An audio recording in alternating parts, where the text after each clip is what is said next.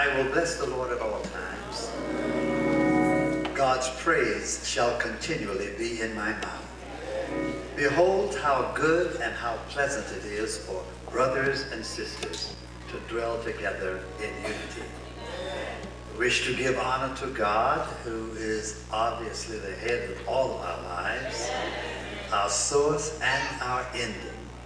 And I want to thank Deacon Harvard for that warm introduction, and to give honor to the deacon board and the officers, the trustees, and to all of the members and friends of Bethel Baptist Church.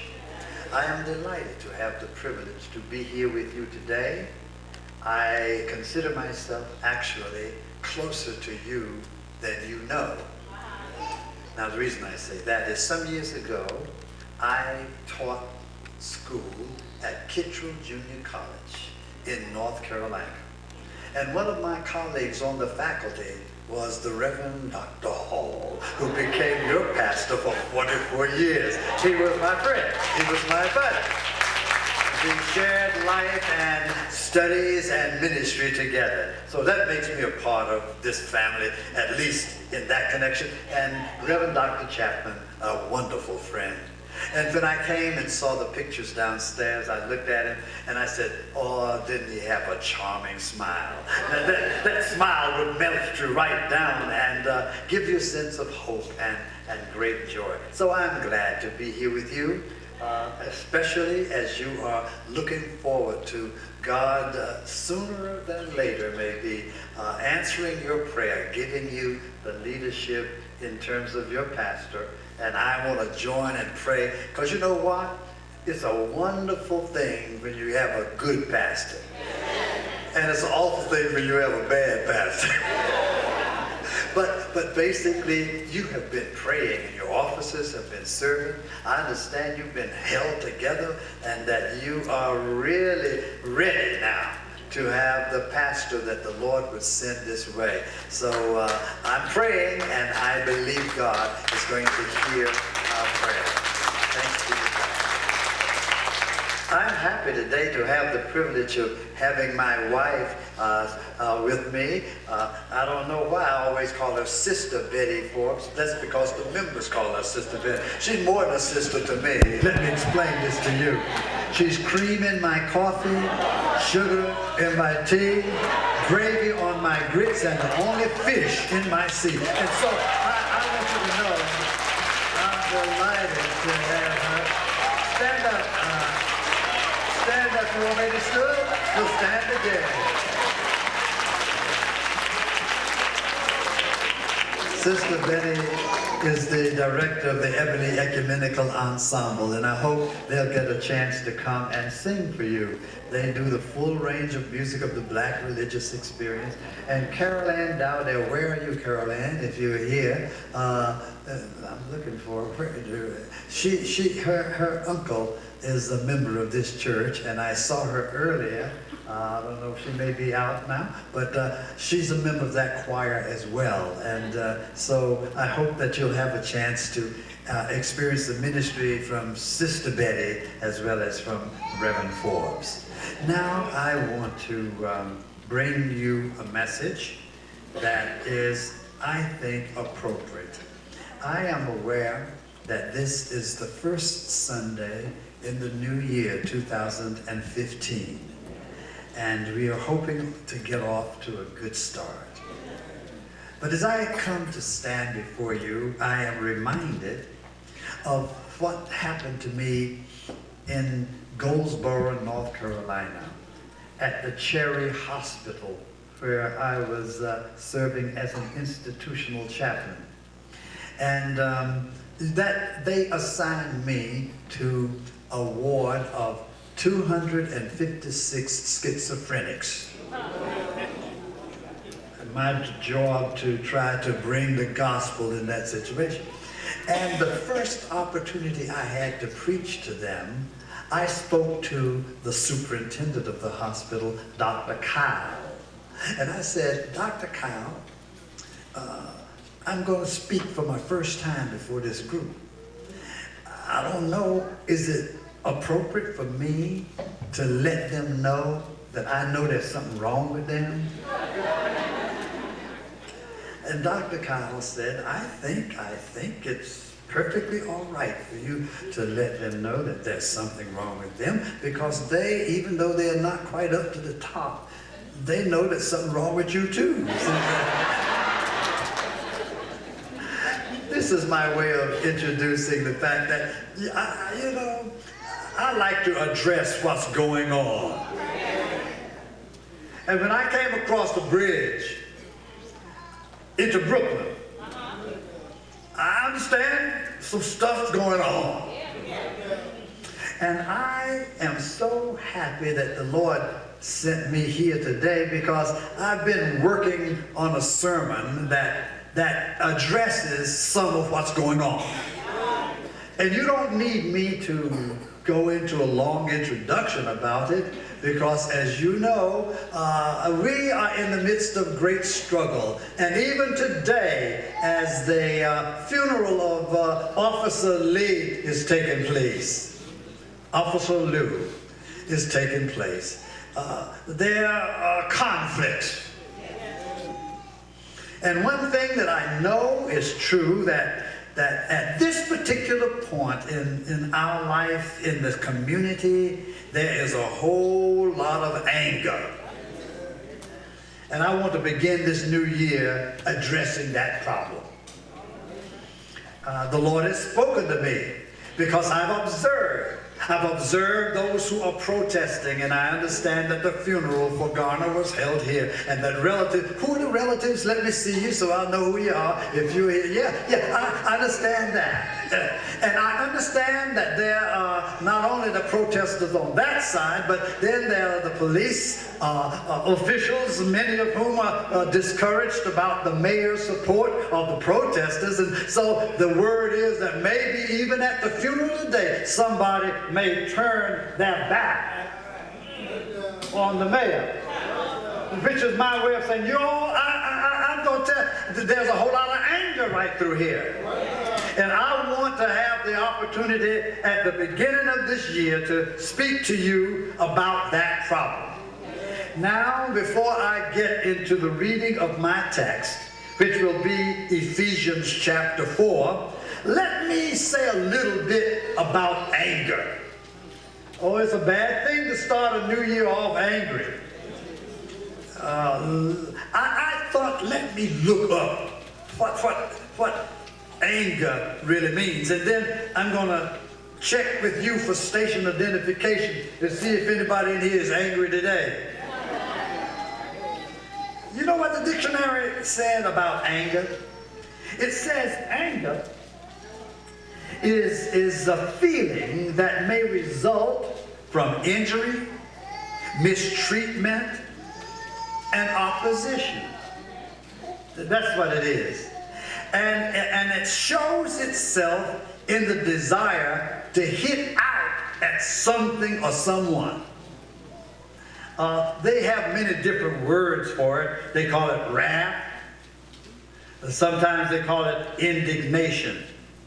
And when they say indignation, they're usually talking about righteous indignation. Something has happened that's not right. Something has happened that's a shameful thing. Something has happened that just ought not to have happened. That's about anger. And then there's the word that says sometimes folks are not just angry. Sometimes people are in fury. And fury is an overwhelming stage of being mad and angry enough to want to do something about it. But that's what the dictionary said. Because I thought maybe since I was going to be preaching to you from Ephesians chapter 4, I remember that the best experience of anger is an experience that begins in the very beginning of human history. The first experience of anger was the experience between Cain and Abel. In the 4th chapter of the book of Genesis, we read how Cain offered his sacrifice to God, and Abel did too. And God had no regard for Cain's offering, but just made over Abel's offering and accepted that. And Cain got angry. I'm going to talk about anger this morning, so y'all might as well, I'm going to check with you in a minute to see is there anybody angry. But here's what he did. When you get angry, you are likely to reflect it on your face. And so God saw Cain and saw on his countenance that he didn't like what had gone on. And so God says, listen, what's wrong with you? Your countenance has fallen.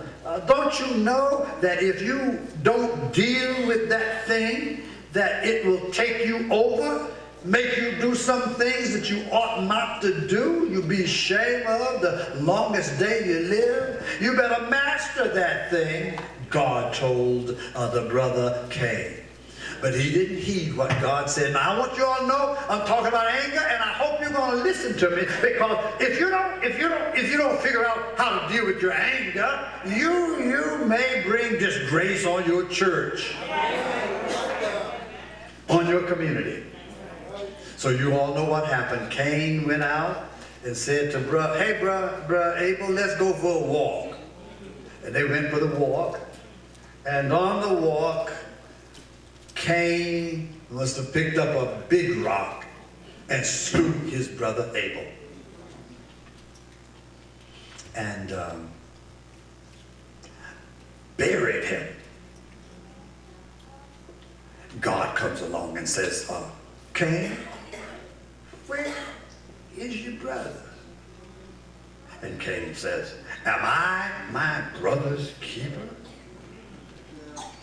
And the Lord told Cain, your brother's blood is crying out of the ground. And let me tell you, it was at that moment that Cain recognized, oh, it's an awful thing I've done. That's why I want to talk to you. You may not be mad now, but before the year is over, you may encounter some anger. So as I said, I'm going to check with you. This pause for station identification. Anybody in here angry, starting off this new year, angry? I don't expect you to answer me aloud. But I'll tell you, there are a whole lot of folks angry. The protesters are angry. Angry about what happened to Brother Garner. I'm angry about that myself. And not only that, but Michael Brown, I'm angry about that. And not only that, the little boy in Cleveland, just a kid, ain't feeling good about that. And Trayvon ain't feeling good about that. And a whole lot of other brothers that have been snatched away from the beauty of life.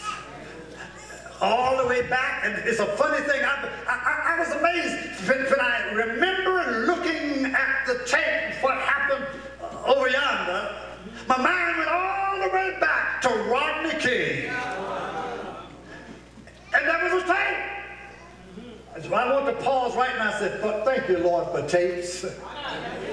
Because a lot of times folk deny what happened, but when you see something, you know with your eyes that something happened. Even if you don't have the accurate description of it, you know something happened. Well, I'm angry about that. Now let me tell you somebody else who's angry. There's another side that's angry. There are policemen across this country that are angry. Now, when we march, they think we are marching against them. And basically, we know that all the apples in the barrel aren't bad. And whenever we protest, we are protesting about rotten apples. Not the nice, firm, plump apples. We just protesting against rotten apples. And I'm gonna tell you something. Don't feel like it's only the police that got rotten apples. Even Jesus said, I had 12 disciples, and one of them was a rotten apple. Every now and then in church. Oh yeah, I know. Now, don't y'all look at me like I don't know what I'm talking about. I've been preaching since 1956. Every church I've been at, every now and then, if it's not a rotten apple, it looks like it got a bruise on it. And if something is not done soon, then anger will cause disgrace. Well, now that I'm here, there are people that are angry with the mayor because the mayor was wise enough to acknowledge that I'm not here to do the work of the grand jury. And I'm not here to condemn anybody, but I do know that there are problems between some police and some of our boys and girls and men and women of color. And some of the police are mad about that. And I was talking to a policeman just this morning, a former policeman. I ain't gonna call no names, but you all know probably who it is. And I was saying, you know, I have some understanding why some of the police are angry. Now, don't get worried. I'm coming to my text in just a few moments here. I'm coming to the text. I think some of them are angry because they have to deal day after day with some of the people who have no intent